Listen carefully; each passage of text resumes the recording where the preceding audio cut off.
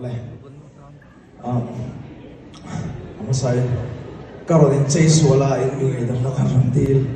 Ani. Tuma ka na idama. Katriyan pasoy ka karon ring ngal. Dok ka ni. Tewlo may tila ka ng sanay.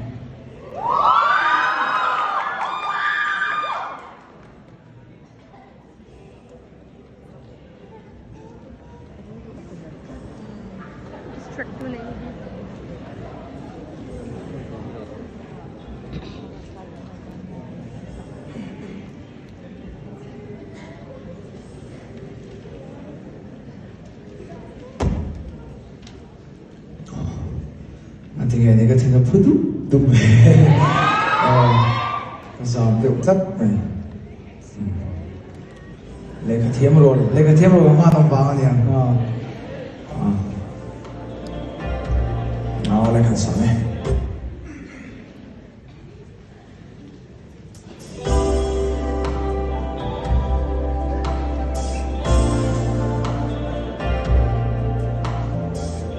Jadi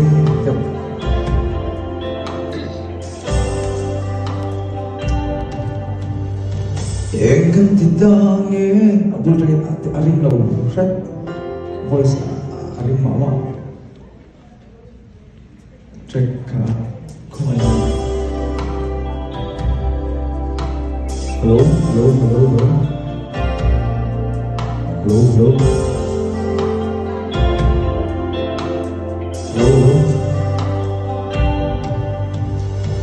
Yang kan ditangin.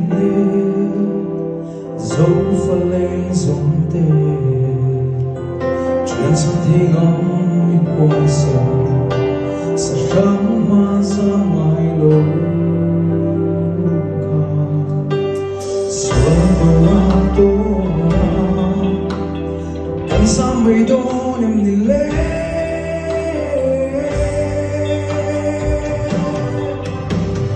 tiêu lâu mày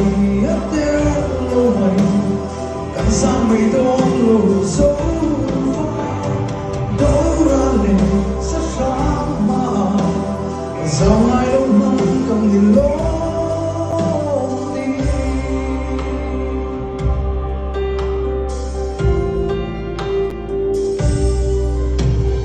Tiếng hồi về lòng Karena aku bilang itu Suatu orang